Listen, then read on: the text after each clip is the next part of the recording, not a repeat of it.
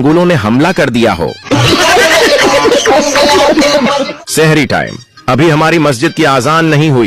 इफ्तारी time, आजान तो आजान है, चाहे करीब की मस्जिद की हो या दूर की।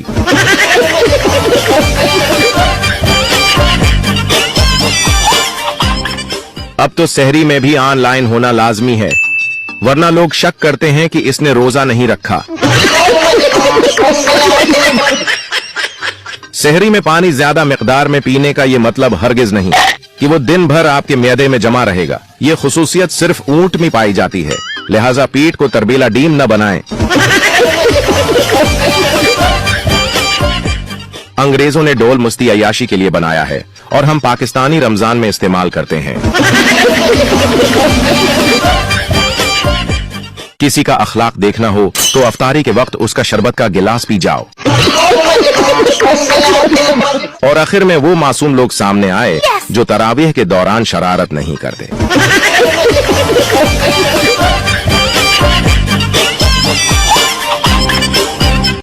चालाक किसान और बादशाह। किसी जमाने में एक बादशाह था जो खुद को बहुत अक्लमंद समझता था।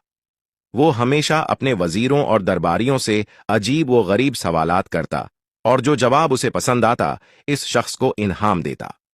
लेकिन बादशाह के सवालात कभी कभार इतने मुश्किल होते कि सब दरबारी लाजवाब हो जाते। एक दिन बादशाह ने दरबार में ऐलान किया, जो शख्स मुझे ऐसा जवाब देगा जिससे मैं हैरान हो जाऊं, मैं उसे इनाम में सोने की थैली दूंगा। ये सुनकर सब दरबारी खुश हो गए और अपनी अपनी बारी पर अक्ल के जौहर दिखाने लगे। लेकिन बादशाह किसी के जवाब से मुतमईन ना हुआ। इसी दौरान एक गरीब किसान दरबार में आया और बोला, बादशाह सलामत, क्या मैं भी कोशिश कर सकता हूं?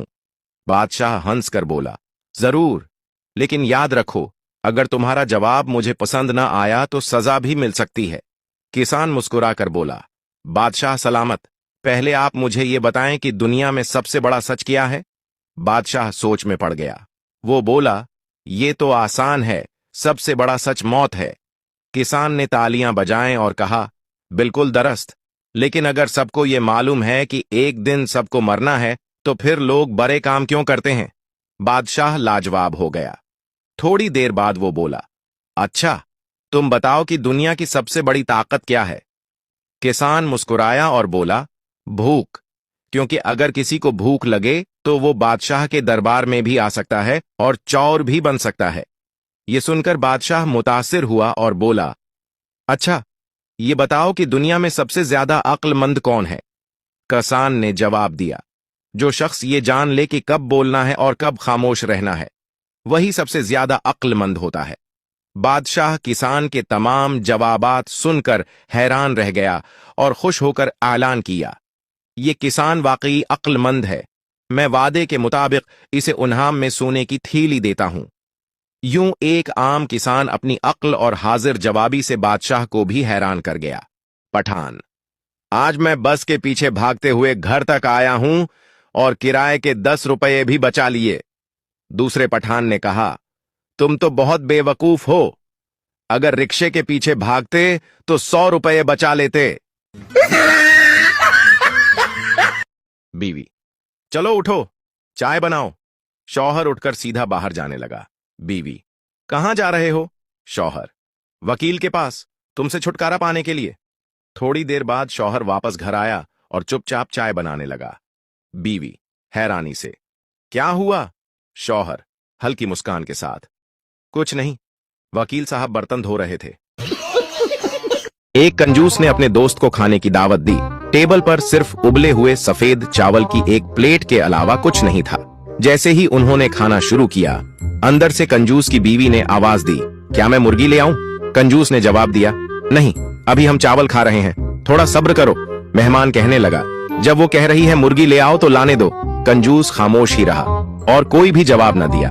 10 मिनट गुजरे, फिर उसकी बीवी ने दोबारा दरवाजा खटखटाया और बोली, मुर्गी ले आऊं? उसने एक बार फिर वही जवाब दिया, नहीं, थोड़ा इंतजार करो। कुछ देर बाद जब खाना खा चुके तो बीवी को आवाज दी, अब मुर्गी ले आओ। मेहमान दिल में खुश हो गया कि अब मुर्गी आएगी। मेहमान देखकर हैरान रह गया कि ये जिंदा मुर्गी थी जो गिरे हुए चावल खाने आई थी।